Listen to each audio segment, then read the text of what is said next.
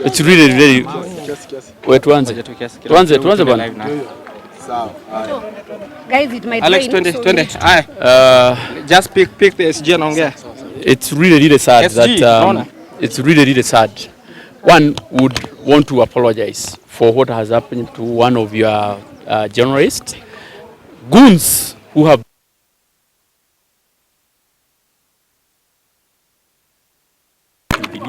knowing very well that he is not supposed to be in office. Very unfortunate that a journalist has been hurt. We have also heard that they chased away police officers, and you ask yourself, if police officers can be chased from an establishment, then you kind of question why this Secretary General remains so sacred that he should not even be charged. In fact, this one adds to all the charges, to even the charges that we have that will be preferred against him. But to start with, we have a statement that I want to read to you, and then of course I'll give my colleagues an opportunity to also delve into it and also inform you. We want to go to our office. Good afternoon, ladies and gentlemen of the media. We have met this morning as leaders of Jubilee Party, and we have with me here members of the National Executive Council, members of Parliament, the parliamentary group, as well as representatives of the National MCA's caucus. But as you have seen from the gate, it is actually closed, so even some of our members have been locked out, and we are hoping that they are going to be let in. We wish to clarify certain matters for the benefit of our members and the general public. This is because some leaders have engaged in this disinformation campaign that is casting our party in bad light. We have a responsible leadership that respects the rule of law. That is why we have taken a low profile. Since the NEC meeting of the 10th February 2023, we wanted to give our courts the time to complete the hearing of the cases that have been filed by Honorable Kioni. The judgment of the Political Parties Dispute Tribunal, PPDT, that was delivered on the 19th of February this year was very clear that the resolution of NEC passed on the 10th of February 2023 remains in place unless determined by the party internal dispute resolution mechanism. The clear position as set out in the judgment is as follows. One, that Honorable Kioni, Honorable Murathe, and Mr. Kagwe Gishohi remain suspended, or if they like it, stepped aside, until all disputes relating to the NEC resolution have been resolved internally by the party. Yours truly, Honorable Kanini Kega, will be the acting National Secretary General until that process is completed. Likewise, Honorable Adan Kainan will act as the National Vice Chairperson, and Honorable Rachel Nyamai, who is here, will act as the National Treasurer. The party National Disciplinary Committee has already been convened.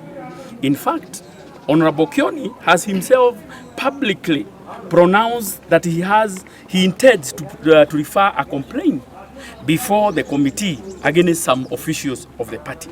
We expect that the committee will give a fair hearing to all the parties concerned. All the leaders of the party are obligated by law and our constitution to give the committee time to complete its work without any undue interference. And from what you have seen here, this is a clear indication that Honorable Kioni, the former Secretary General, doesn't want to give a good environment for IDRC to execute its mandate. Our party, we will execute the duties of the offices that have been entrusted to us by NEC without fear or favor. I want to confirm to you that even when we were in that meeting, we heard about the commotions that were happening in the Jubilee headquarters, and we have also resolved as NEC, because NEC also sat this morning, that we are going to close these offices Because Kioni is purporting to operate from the Jubilee headquarters, yet he is not the Secretary General. So from today, these offices will be closed. In fact, we even inform the community, because we feel very bad that the community is now becoming part and parcel of the challenges that are facing our party, that are being created by only 3 individuals. And in particular, the former Secretary General, Honorable Kioni. The same case with Murathe and Mr. Kagwe. So for us, we have said that we are going to follow the due process. Remember, good people, when the order were given to stay the execution of NEC deliberations in Nakuru, for us, we obey the law.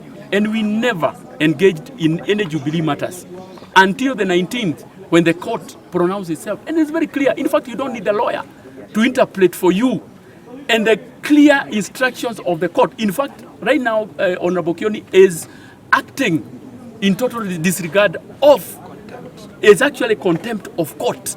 And those are some of the charges that we are even going to prefer against him. So we are hoping that from today he will not purport to represent Jubilee. He will not purport to have this office as the headquarter, because this office is also not gazetted as the official headquarter of Jubilee.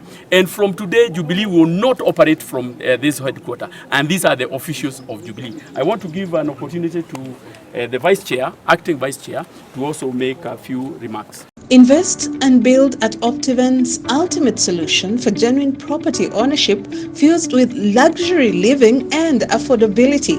With our fully stocked supermarket of value-added residential and commercial properties in prime locations across the country, we cater to all your needs. Some of our projects include Achievers Paradise in Ngong, Ushindi Gardens in Nakuru, Great Oasis Gardens in Nanyuki, Kidhimani Springs along the Thika Garissa Road, Hekima Gardens in Nyeri, Garden of Joy in Machakos, Wema Gardens in Narumoru, Tulivu Gardens at Konza Technopolis, and Love Gardens, Kajiado County.